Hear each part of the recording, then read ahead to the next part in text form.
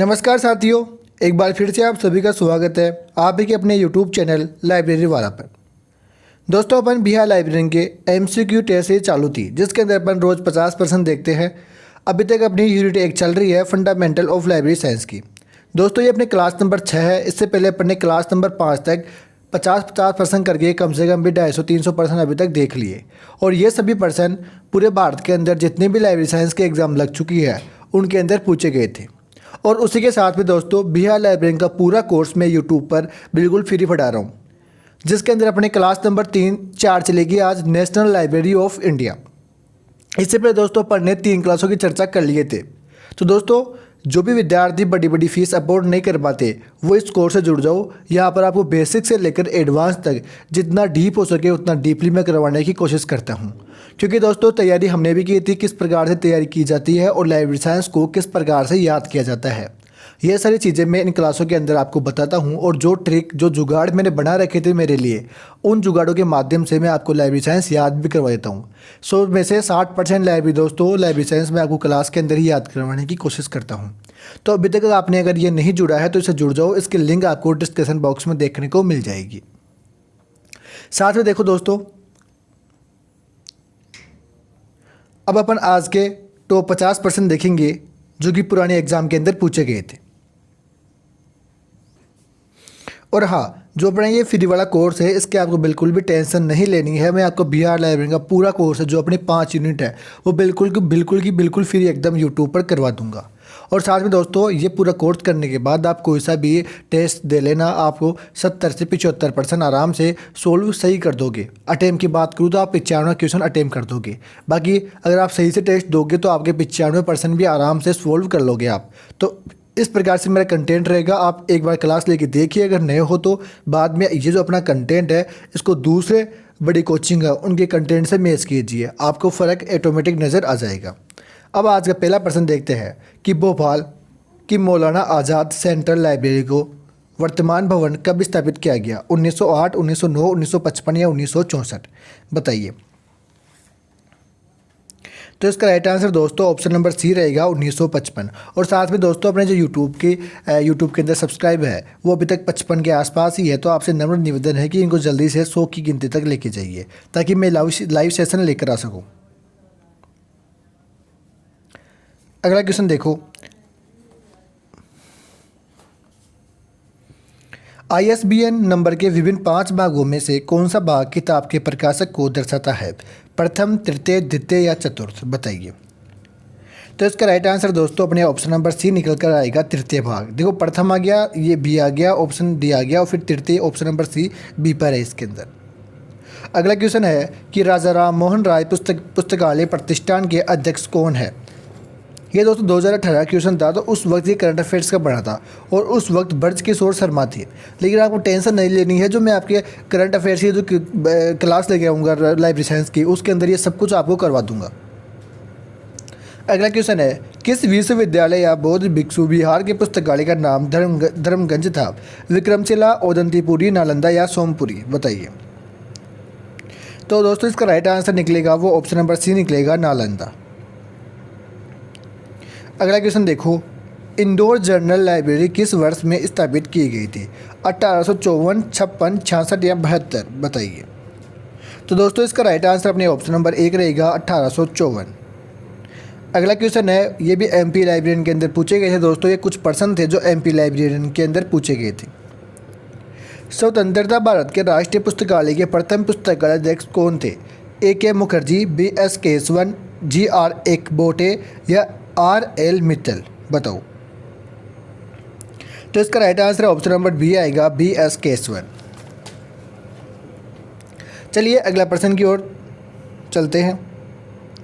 दोस्तों, library and information science abstract LISA की आवृत्ति कितनी है? साप्ताहिक है, पाक्षिक है, मासिक है या तिमाही है? बताओ। ये भी लाइब्रेरियन जो MP लाइब्रेरियन था उसके अंदर ये क्वेश्चन पूछा गया था।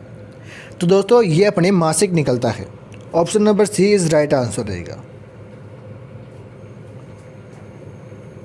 अगला क्वेश्चन है, किसने संपूर्ण ज्ञान की कविता इतिहास एवं कानून में विच्छेदित किया?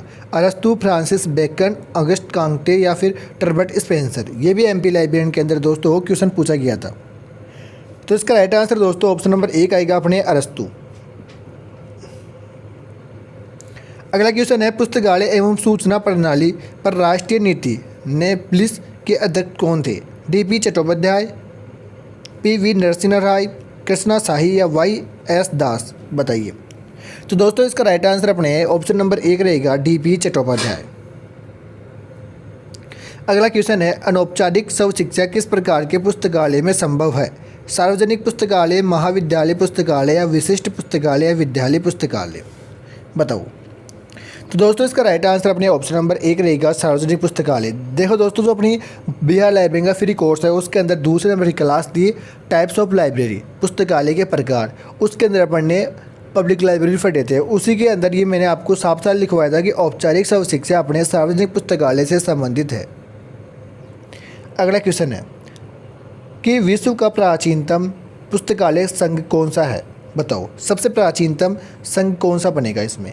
ALA, ILA, IFLA या ALA? दोस्तों ये भी MP लाइब्रेरियन के अंदर क्वेश्चन पूछा गया था। ये कोई देखो, ये जो विद्यार्थी पढ़ चुका है इनको, उनके लिए तो ये बिल्कुल आराम से ईजी है, और जो अभी तक नहीं पढ़े उनको लगता है कि सर ये कठिन क्वेश्चन है, और वैसे देखे जाए तो ये क्वेश्चन बिल्कुल लप्पू सा है। ये हर एक विद्यार्थी को आ जाना चाहिए। तो विश्व का सबसे प्राचीनतम और सबसे बड़ा पुस्तकालय है वो अपने ALA है। दोस्तों ALA की फुल फॉर्म आती है अमेरिकन लाइब्रेरी एसोसिएशन। इसकी स्थापना मेलविल डेविस साहब ने की थी 1876 के अंदर इसकी स्थापना कर दी गई थी शिकागो के अंदर। यहाँ तक ही खेला। ये ILA है इंडियन लाइब्रेरी एसोसिएशन, जिसकी स्थापना 13 सितंबर 1933 को कर दी जाती है। IFLA की स्थापना है Indian international federation library association. ALA है वो होता है लाइब्रेरी एसोसिएशन। तो इस प्रकार से ये एसोसिएशन बने हुए हैं लाइब्रेरी साइंस के, जिनके अंदर लाइब्रेरी साइंस को आगे बढ़ाया जाता है। जैसे अपने RRLF है जो कि राजा राम मोहन राय लाइब्रेरी फाउंडेशन है। इसकी स्थापना इसलिए की गई है ताकि जो भारत के अंदर सार्वजनिक पुस्तकालय है उनकी देखरेख की जाए, उनको बढ़ावा मिले। और RRLF की स्थापना 1972 के अंदर हो जाती है, वो भी 60 लेक सिटी कोलकाता के अंदर इसकी स्थापना होती है। इस प्रकार से दोस्तों ये एसोसिएशन है। एसोसिएशन की जो अपनी क्लास चल रही है फ्री के अंदर, पहले यूनिट के अंदर, ये पहले यूनिट के क्वेश्चन है। तो एसोसिएशन जब अपने चलेंगे मैं आपको बिल्कुल डीपली आराम से जितना डीप हो सके उतना डीप करूँगा। मेरा कंटेंट देने के बाद आप चाहे भारत की पूरी कोई सी भी एग्जाम दे लेना लाइब्रेरी साइंस की, आपका सिंगल% बाहर नहीं होने दूंगा। अगला क्वेश्चन देखो, सूचना स्थानांतरण शब्द को किसने प्रतिपादित किया? डॉक्टर SR रंगनाथन, बीस मैन, जे नार्टिन या केल्विन मूर्स? बताओ। तो दोस्तों इसका right answer option number C आएगा, बीस मैन। ठीक है। अब देखो जो ये क्वेश्चन है ना, ये राजस्थान लाइब्रेरियन की 2022 की एक वैकेंसी लगी थी, उसके अंदर भी दोस्तों ये क्वेश्चन पूछा गया था कि सूचना स्थानांतरण शब्द को किसने प्रतिपादित किया। तो इसका उस वक्त भी राइट आंसर 20 मैन था और आज भी है। बाकी अपने जो ये डॉक्टर SR रंगनाथन है, इनकी तो बहुत बड़ी कहानी है। ऐसे मान लो ना कि लाइब्रेरी भारत के अंदर लाइब्रेरी साइंस के पितामह डॉक्टर SR रंगनाथन को ही कहा जाता है। जो भारत के अंदर लाइब्रेरी साइंस चल रहा है वो डॉक्टर SR रंगनाथन के पीछे ही चल रहा है।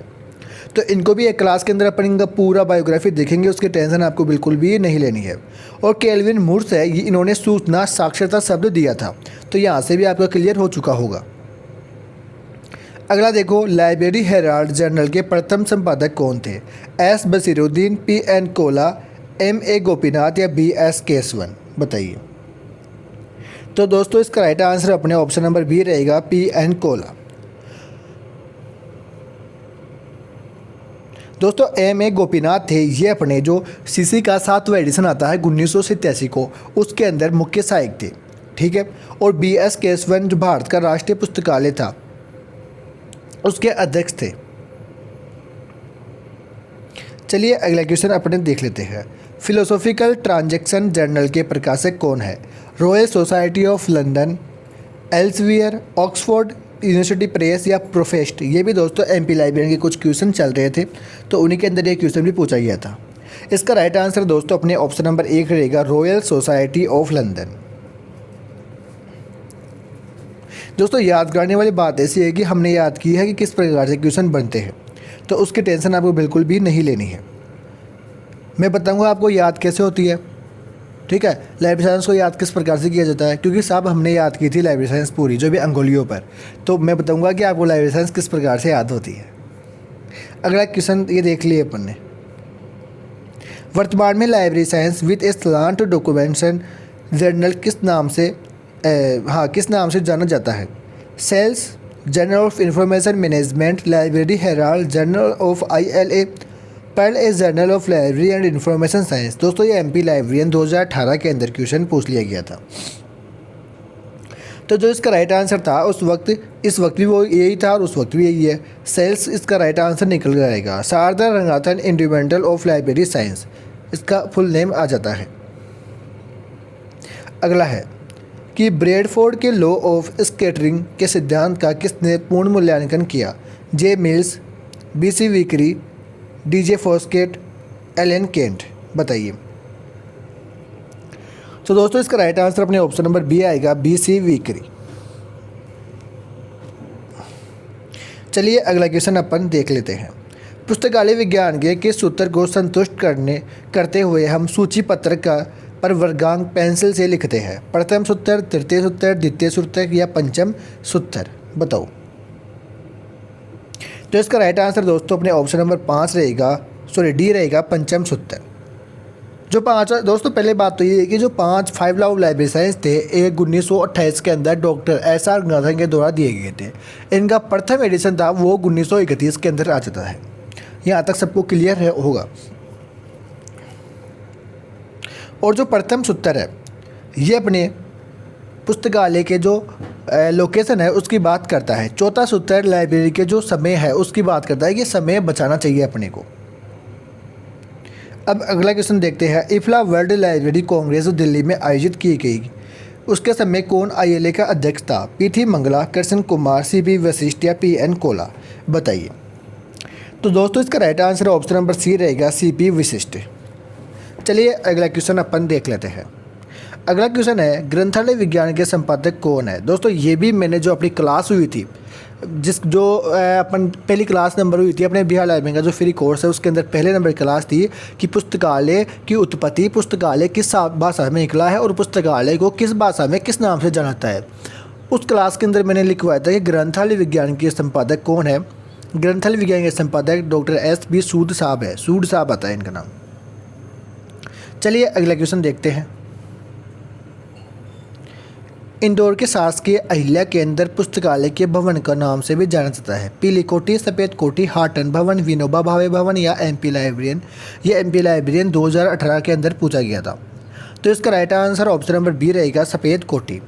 दोस्तों वैसे देखो बिहार लाइब्रेरी के अंदर इस प्रकार से क्वेश्चन नहीं पूछाते। हाँ कोई MP लाइब्रेरी की तैयारी कर रहा है तो उसके लिए दोस्तों ये क्वेश्चन इंपॉर्टेंट रहेगा, लेकिन बिहार वालों के लिए ये क्वेश्चन इतना इंपॉर्टेंट नहीं रहता। अगला है डॉक्टर SR रंगाथन को भारत में पुस्तकालय विज्ञान की जनक की उपाधि किसने दी थी? महात्मा गांधी, डॉक्टर S राधाकृष्णन, जवाहरलाल नेहरू या मॉरिस गायर? बताओ। तो दोस्तों इसका राइट आंसर अपने ऑप्शन नंबर D रहेगा, मॉरिस गायर। अब देखो दोस्तों कुछ दिन बाद में अपन जैसे कि पहली यूनिट कंप्लीट होती है उसके बाद भी मैं बिहार जो डॉक्टर SR रंगाथन है इनकी पूरी बायोग्राफी कराऊंगा। ये बायोग्राफी करने के बाद में आपका एक भी क्वेश्चन बाहर नहीं होगा। अगला है डॉक्टर रंगाथन के लंदन में शिक्षक कौन थे? JD brown, HA bliss, WCB shares या A पेनीजी? MP लाइब्रेरियन 2018 के अंदर दोस्तों ये क्वेश्चन पूछ लिया गया था। तो इसका right answer option number C आएगा, WBC सेयर्स। अगला क्वेश्चन है सत्वाधिकार अधिनियम 1957 भारत की धारा 52 संबंधित है। सत्वाधिकार समितियाँ कुछ करते सत्वाधिकार या उल्लंघन नहीं है। दिव्यांगों को लाभ के लिए अनिवार्य लाइसेंस और D है उपाय। तो दोस्तों इसका राइट आंसर अपने ऑप्शन नंबर B आएगा, कुछ करते सत्वाधिकार का उल्लंघन नहीं है।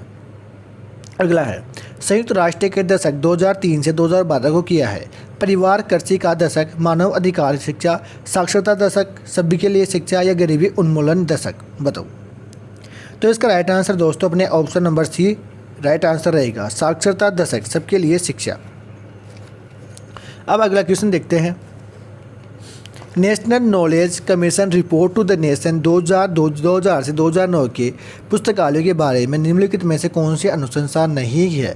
पुस्तकालयों पर राष्ट्रीय आयोग की स्थापना, सभी पुस्तकालयों की राष्ट्रीय गणना तैयार करना, केंद्रीय पुस्तकालय कोष की स्थापना करना या सभी पुस्तकालयों के लिए कंसोर्टियम की स्थापना करना? MP लाइब्रेरियन और URO अटेंडेंट 2018 की दोस्तों ये दोनों क्वेश्चन पूछे गए थे। तो इसका right answer option number D रहेगा साथियों कि सभी पुस्तकालयों के लिए कंसोर्टियम की स्थापना करना। अगला क्वेश्चन देखो, निम्नलिखित में से कौन नोबेल पुरस्कार से विजेता है? बताओ, Melvil Dewey, doctor S R Ranganathan, Paul Otlet या हेनरी ला फोंटेन? बताइए दोस्तों। इसका right answer option number D रहेगा हेनरी ला फोंटेन। दोस्तों ये दोनों एक अधिकारी थे जो कि यूडीसी की स्थापना की थी, यूनिवर्सल डेसिमल क्लासिफिकेशन 1905 के अंदर की थी। और ये यूडीसी है, ये डीडीसी पर आधारित है। मतलब कि इन दोनों अधिकारियों ने, ये आईआईबी के अधिकारी थे, तो इन्होंने डीडीसी की स्थापना करने वाले अपने मेलविल डेवी साहब थे। इनसे पूछकर इनसे बोले कि सर हमें एक और नई पद्धति बनानी है जो डीडीसी पर आधारित रहेगी और ये शॉर्ट रहेगी, ये इंग्लिश जो पुस्तकालय है उनके लिए लाभदायक रहती है। तो इस प्रकार से इन दोनों ने यूडीसी की स्थापना की थी और यूडीसी की स्थापना 1905 के अंदर की थी। सेम टू सेम जो डीडीसी है उसी प्रकार से 10 मेन, जैसे डीडीसी के अंदर 10 मेन क्लास है, वही मेन क्लास यूडीसी के अंदर है। ठीक है। अगला क्वेश्चन है, 7 पिलर्स ऑफ इंफॉर्मेशन लिटरेसी को किसने द्वारा प्रस्तुत किया गया? इफ्ला, ब्राकविटी, SCOUNL या ACRL? बताओ। तो दोस्तों इसका राइट आंसर अपने ऑप्शन नंबर सी रहेगा SCOUNL। क्रिप्टोग्राफी किससे संबंधित है? बताइए। शोध डिजाइन, पुस्तकालय वर्गीकरण, सूचना सुरक्षा या TQM? तो दोस्तों जो क्रिप्टोग्राफी है ये अपने सूचना सुरक्षा से संबंधित आ जाता है। डिजिटल पुस्तकालय पहल ग्रंथ संजीवनी किसके द्वारा घोषित की गई? RRRF, the Asiatic Society of Mumbai, Connemara सार्वजनिक पुस्तकालय चेन्नई और भारतीय राष्ट्रीय पुस्तकालय? बताओ। तो दोस्तों इसका right answer option number B आएगा, the Asiatic Society of Mumbai. ठीक है। अब देखो जो इसकी स्थापना है, ये इसकी स्थापना 1804 के अंदर हो जाती है। कोनेमारा सार्वजनिक पुस्तकालय था वो चेन्नई के अंदर, इसकी स्थापना 1891 के अंदर होती है। और जो राष्ट्रीय पुस्तकालय था ये 1948 के अंदर बना था। राष्ट्रीय पुस्तकालय बनने से पहले यह 3 भागों के अंदर विभक्त था। सबसे पहले ये कलकत्ता पब्लिक लाइब्रेरी था, उसके बाद में इंपीरियल लाइब्रेरी बना, फिर अपने जाकर ये राष्ट्रीय पुस्तकालय बना था। कलकत्ता पब्लिक लाइब्रेरी था उसकी स्थापना 1836 के अंदर हो जाती है। और जो ये RRRF है ये अपने भारत के अंदर सार्वजनिक पुस्तकालय है उनके लिए काम करता है और इसकी स्थापना 1972 के अंदर कलकत्ता के साल्ट लेक सिटी के अंदर हो जाती है। इस प्रकार से दोस्तों मैं चारों की आपको एक्सप्लेन कर दिया। बाकी जैसे मैंने याद कर रखा था, मैं संपूर्ण आपको जो मेरी ट्रिक थी सब कुछ रिवील कर रहा हूँ, आपको सब कुछ बता रहा हूँ। सिर्फ आपको सब्सक्राइब करके रखना है ताकि जब भी मैं ऐसे महत्वपूर्ण वीडियो डालूँ तो आपको सबसे पहले नोटिफिकेशन भी मिल सके। अगला है कि डबल ब्लाइंड समीक्षा से आशय है। MP लाइब्रेरियन 2018 के अंदर दोस्तों ये क्वेश्चन पूछा गया। समीक्षकों को समीक्षक और लेख और इसके विपरीत की पहचान गुप्त रखी जाती है। 2 बार समीक्षा की जाती है। मात्र समीक्षक की पहचान गुप्त रखी जाती है, मात्र लेखक की पहचान गुप्त रखी जाती है। तो दोस्तों इसका राइट आंसर अपने ऑप्शन नंबर 1 आएगा, समीक्षकों को समीक्षक और लेखक और इसके विपरीत की पहचान गुप्त रखी जाती है। अगला है कि शैक्षणिक लेखनों में सुप्रा सूचित करता है। प्रकाशक नहीं दिया गया है, ऊपर स्थान नहीं दिया गया है या नीचे? ये दोस्तों MP लाइब्रेरियन का दोस्तों क्वेश्चन है। तो इसका राइट आंसर ऑप्शन नंबर 1 रहेगा दोस्तों, ऊपर। देखो B यहाँ पर आ गया, फिर A यहाँ पर आ गया। अगला है कि उन राज्यों में सार्वजनिक पुस्तकालयों के लिए आय का मुख्य स्रोत क्या है जहाँ पुस्तकालय अधिनियम लागू किया गया है? केंद्रीय सरकार, पुस्तकालय उपकर, दान व उपहार या UGC? तो दोस्तों इसका right answer option number B रहेगा, पुस्तकालय उपकर। अगला है ये दोस्तों RSSB का क्वेश्चन था। अब अगला है कि विपो कहाँ स्थित है? लंदन, ऑक्सफोर्ड, जेनेवा या पेरिस? दोस्तों ये भी RSSB दिसंबर 2019 के अंदर क्वेश्चन पूछा गया था।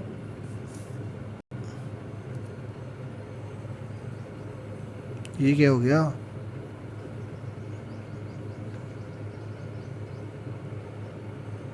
तो विपो है वो अपने जेनेवा के अंदर आ जाता है। अगला क्वेश्चन है 1982 में यूनेस्को द्वारा पुस्तकों पर विश्व सम्मेलन का आयोजन किया गया जिसका विषय क्या था? सूचना की ओर पर्वतीय समाज, ज्ञान की ओर पर्वतीय समाज, कंप्यूटर की ओर पर्वतीय समाज या कंप्यूटर की ओर अध्ययन की ओर प्रवृत्ति समाज, बताइए। तो इसका राइट आंसर ऑप्शन नंबर 1 आएगा, सूचना की ओर प्रवृत्ति समाज। एसी वुलनर तथा M.O. थॉमस दोनों किस संघ की स्थापना से जुड़े हुए थे? ILA की स्थापना, RRR की स्थापना, एटलिस की स्थापना या एसली की स्थापना? दोस्तों ये भी RSM SSB के अंदर क्वेश्चन पूछा गया था। तो इसका राइट आंसर ऑप्शन नंबर 1 रहेगा, ILA की स्थापना। ILA की स्थापना 13 सितंबर 1933 को अंदर हो जाती है। ये सब एक्सप्लेन दोस्तों जब अपनी क्लासें आएगी उनके अंदर मैं आपको करवा दूंगा। तो इस प्रकार से दोस्तों ये अपने कुछ पर्सन थे जो कि यूनिट 1 से पूछे गए थे। फिर से दोस्तों एक नई क्लास आपको देखने को मिल जाएगी, आप चैनल को सब्सक्राइब करके रखिए। और जो अपनी थ्योरी वाली क्लास है वो भी आपको जल्दी ही मिलेगी। अभी कुछ दिन से व्यस्त थे, इस कारण क्लासें नहीं हो पा रही है, उसके लिए तो क्षमा प्रार्थना रहेगी। लेकिन जल्द ही आप पर आपकी जो एग्ज़ाम आएगी उससे पहले मैं आपका कोर्स बिल्कुल कंप्लीट करवा दूंगा। और जल्द ही मैं आपको दोस्तों एक PYQ जो जितने भी लाइब्रेरियन के पेपर हो चुके हैं वो सारे यूट्यूब पर सॉल्व करवाने वाला हूं। तो बस आप चैनल को सब्सक्राइब करके रखो। फिर मिलते हैं अपन अगली क्लास के अंदर एक और ऐसी ही धमाकेदार वीडियो के साथ।